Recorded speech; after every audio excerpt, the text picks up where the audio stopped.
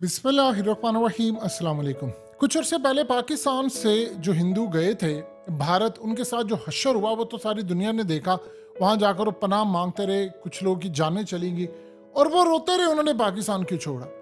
अब सीमा हैदर का जो मामला है, ये जो शख्स आपकी स्क्रीन पर आ रहा है, ये जो सचिन के साथ शादी हुई है सीमा की, उसका छोटा भाई है। और मीडिया, कई मीडिया चैनल्स इससे आकर बातचीत कर रहे हैं और डिफरेंट मीडिया चैनल्स पर ये डिफरेंट गुफ्तगू कर रहा है। इसे गुफ्तगू क्या की है, गुफ्तगू ये वहां पर वो कर रहा है। उसे पूछा कि तुम कौन हो, उसने कहा जी मैं सचिन का छोटा भाई हूँ। और उसने कहा कि कैसी है तुम्हारी भाभी, उसने कहा बड़ी मस्त है, बड़ी जहर है, बड़ी खूबसूरत है। इस तरह इंसान कहते हैं जहर कातिल है। उसने कहा बड़ी मस्त है भाभी। मैं उसके कमरे में गया तो भाभी वहाँ पर नहीं थी और भाभी वहाँ पर मंदिर गई हुई थी और मैंने देखा भाभी अवेलेबल नहीं थी कमरे में। और मैं गया और मैंने कहा जी हम तो सारे दोस्त यार कि हमारी बड़ी ज़बरदस्त भाभी आई है पाकिस्तान। मैंने तो सबको कहा डाउनलोड कर लो, सब वहाँ से लड़कियाँ लेकर आओ, ये कोई मेरी बातें मानते नहीं। अब ये गुफ्तगू हो रही। उसने कहा कि तुम, अच्छा इसका मतलब है कि वही शैतान देवर हो जिसके बारे में कहा जाता है। उसने कहा जी हम अगर मज़े नहीं करेंगे तो और कौन करेगा। आप अंदाज़ा कीजिए ये सूरत हाल है। ये जो गंदी फिल्में बनती हैं भाभी देवर, ये भारत के अंदर से जो बन के निकलती हैं, ये सारे इंटरनेट के ऊपर फहश वेबसाइट्स के ऊपर जिनका टॉप रैंक होता है, वो कहाँ से बन रही है, भारत के अंदर। और ये ज्यादा से ज्यादा जो गंदे काम है वो कहाँ पर हो रहे हैं, भारत में। अब आप जरा अंदाजा कीजिए वो शख्स। देखिए सबसे पहले अभी तक तो यही बात पता नहीं चल सकी कि सीमा हैदर है कौन है, क्योंकि उसमें सबसे बड़ा कसूर है हमारा और हमारी अथॉरिटीज का। भारत में 24/7 ये डिबेट जारी है। असद ओवैसी उठकर ये कह रहा है कि मैं पूछता हूं भारत की इंटेलिजेंस एजेंसी झक मार रही थी जब वो बॉर्डर से यहां पर आ रही थी तो क्यों नहीं रोका उन्होंने। तो ये सवाल तो उनकी सिक्योरिटी पर है, सबसे बड़ा इतना बजट लिया हुआ उन्होंने, तो वो क्या कर रही थी। यानी उसने उनकी इंटेलिजेंस एजेंसियों पर मुद्दा सारा डाला कि तुम जो, उससे पूछा गया कि ये रॉ की एजेंट थी जो पाकिस्तान गई हुई थी, उसने कहा वो छोड़े, इनसे पूछे अगर वो नहीं थी या थी ये क्लियर करें, ये बताएं वो आई कहां से है। वहां पर गुफ्तगू हो रही है, अर्नब गोस्वामी कह रहा है पाकिस्तानी एजेंट है, वो इसने जाली आईडी कार्ड बनवाया, जाली पासपोर्ट बनाया, इसको मिशन पर भेजा था। और दूसरी जानिब भारत के अंदर कहा जा रहा है कि देखो हमने पाकिस्तानी जो बुलाई थी और वो यहाँ पर पहुंच गई है। अब भारत में जब कोई ये सवाल कर रहा है इसके बारे में, एक तो देवर भाभी और ये वो इनकी गंदी नजरें हैं, दूसरा जो सवाल करता है कि इसको हिंदी कैसे आ गई है, ये किस तरह प्योर हिंदी के वर्ड्स बोलना शुरू हो गई है कि ये बहुत ज्यादा अशुभ है, ये अशुभ घड़ियां हैं, ये पति पत्नी, ये मेरे भैया जी हैं, या ये फलाना जिन माता पिता हैं। और बंदा कभी कभार बात करता, लेकिन आप ये देखिए वो कंटिन्यूसली इतनी प्योर हिंदी बोल रही है कि जैसे वो सदियों से हिंदी बोलती आ रही है, उसको उर्दू जबान आती ही नहीं है। साफ पता चल जाता है कि उसके साथ मामला क्या है। अब वहां पर जब वो ये पूछते हैं कि भाई इसको इतनी हिंदी आती है, पूजा पाठ वो कर रही है तो उसको श्लोक तक याद हो गए हैं, लेकिन 27 साल पाकिस्तान में रहने के बाद, नमाजें पढ़ने के बाद उसको कलमा नहीं आता, उसको नमाज नहीं पता कौन सी है, क्या सूरत हाल है, कोई चीज का उसको नहीं पता। तो तुम ये बताओ कि वो एजेंट है, यहां से गई थी या वहां से आई है। तो वहां पर फिर वो आगे भारतीय क्या कहते हैं कि समझ जाओ ना, सोशल मीडिया पर तो समझ जाओ ना कि अगर उसको हिंदी आती है तो वो क्या करने के लिए वहां गई थी। अब वहां पर वो कह रही है मैं 27 साल रही हूँ, तो वहां पर आईडी कार्ड में 21 साल, बच्चों की सारी चीजें जाली। यानी आप अंदाजा कर लें कि एक ऐसा ना खत्म होने वाला तमाशा है। भारत के अंदर गुफ्तगू हो रही है, फिर भी वो कह रहे हैं जी हम एक्शन ले रहे हैं, वो कह रहे हैं जी हम क्या करें, अदालतों ने छोड़ा है। वैसे वो किसी पाकिस्तानी को छोड़े ना, लेकिन इसको उन्होंने बड़ा प्रोटोकॉल दिया हुआ है भाभी भाभी, और भाभी ने ऐसी हिंदी वहां पर बोलना शुरू की है, उसका लहजा बता रहा है कि वो तो टिपिकल एक इंडियन है। लेकिन अब सवाल वहां पर देखिए भारत कैसे दो तरफा गेम खेल रहा है। तीसरी तरफ उनके घर वालों की गंदी नजरें हैं और वो कह रही है जी मैंने इधर जाना है।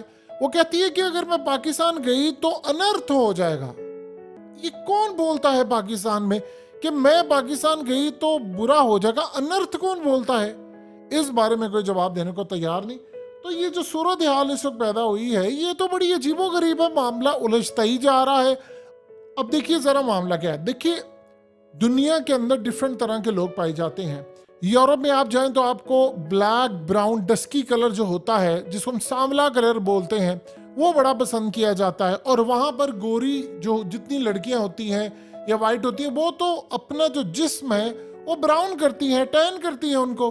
तो वो ऑयल भी लगाती है, तो वहां पर वो कलर पसंद किया जाता है। मर्दों की भी यही सूरत हाल है, रशियंस, यूक्रेनियन, सारी दुनिया में ये कॉन्सेप्ट पाया जाता है। तो वहां वो कलर पसंद है। इंडिया पाकिस्तान में यह है कि सांवला कलर पसंद नहीं किया जाता, गोरी चिट्टी। अब सीमा के मुकाबले में अगर आप सचिन को देखें तो सचिन का जाहिर सी बात है रंग, और वहां पर जो मेजोरिटी इंडिया के अंदर खूबसूरती नहीं पाई जाती। इंडिया की एक एक्ट्रेस ने कहा था कि पाकिस्तान की 10 में से 8 जो खवातीन बड़ी खूबसूरत है। अब वहां पर ये सूरत हाल है कि उन्होंने देवर भाभी की फिल्में देखी हुई हैं। अब उनके दिमाग में वो फहिश चीजें हैं और वो कह रहे हैं कि हम बड़ी खूबसूरत लड़की लेकर आए हैं। यानी आप अंदाजा करें, वो टीवी पर जो लाइव ये कह रहे हैं या टीवी चैनल्स पर कह रहे हैं, मैं भाभी के कमरे में गया तो भाभी वहां पर मुझे नहीं मिली थी, तो मैं उनके बेड पर गया तो मैंने जाकर उनसे पूछा कि घर वालों से वो कहाँ, वो तो कह रही। यानी तुम्हारा क्या काम है कि वो गई है, तुम अपने भाई से पूछो जिसके साथ शादी हुई। और फिर बड़ी अजीबोगरीब बात है, उधर पाकिस्तान में भी शादी है, उधर भी तलाक नहीं हुई, इधर भी उन्होंने शादी कर ली है, और फलानी जगह भी हो गई है, उस जगह भी हो गई है। यानी ये वो तमाशा हो गया है और उसको कोई गिरफ्तार ही नहीं कर रहा। और भाई कर लो ना गिरफ्तार। अब आप लोगों का बॉर्डर एक बंदे ने लीगल क्रॉस किया है तो आप गिरफ्तार कर लो। इंडिया में तो चलिए वो हम पर इल्जामात लगा रहे हैं, लेकिन पाकिस्तान में क्यों खामोशी है? हम क्यों उसका जवाब नहीं दे रहे? बस वीडियो वो रिलीज कर रहा है, उसका खामंद वो जी मुझे माफी दे दे, वो फलाना। उधर वो कह रहे हैं कि 3-4 साल से इसने अपनी बीवी को पूछा तक नहीं था कि तू जिंदा है नहीं है, फलाना है।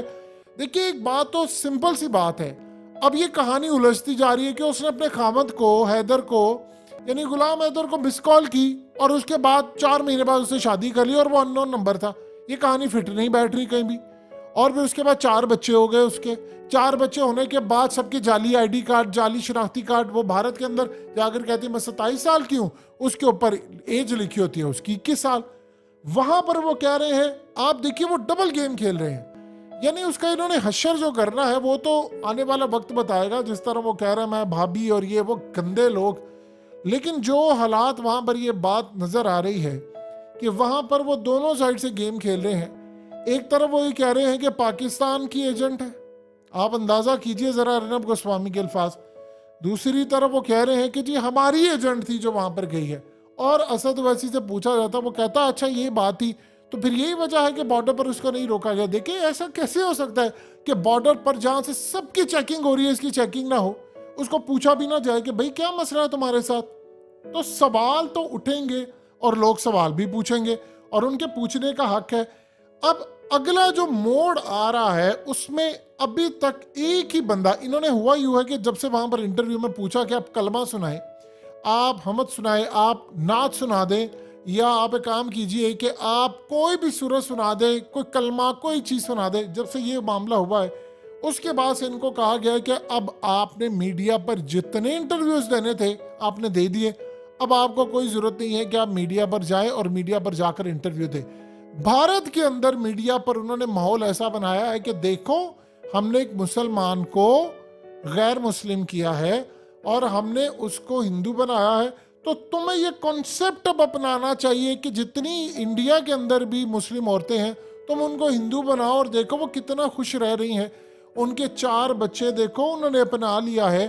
और फिर जरा पाकिस्तान में उस एजेंट से तो पकड़े जरा, ये तो इदारों का काम है कि उनको पकड़े और पूछे कि ये कैसे गई थी नेपाल, इसका दुबई का वीजा कैसे लगा था, और ये वहां पर अगर गई है कि नहीं। क्योंकि वो कह रही है कि जी मैं उधर उसके बारे में कहा जा रहा है वो दुबई भी गई, कुछ कह रहे हैं वो नहीं की।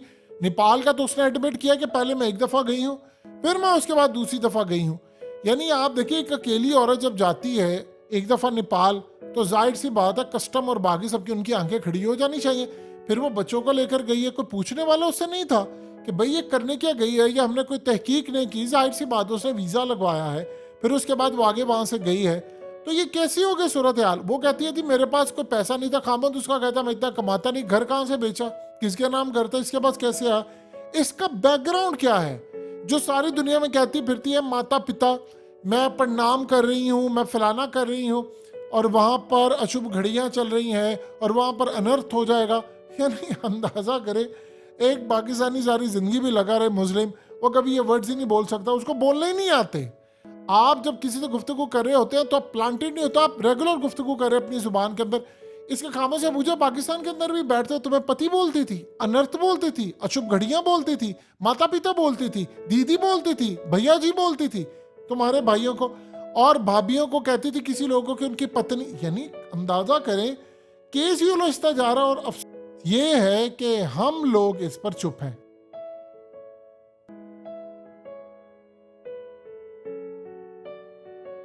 हकीकत टीवी को सब्सक्राइब करना मत भूलें, वीडियो को लाइक करें, शेयर करें और कमेंट सेक्शन में अपनी राय का इजहार जरूर करें।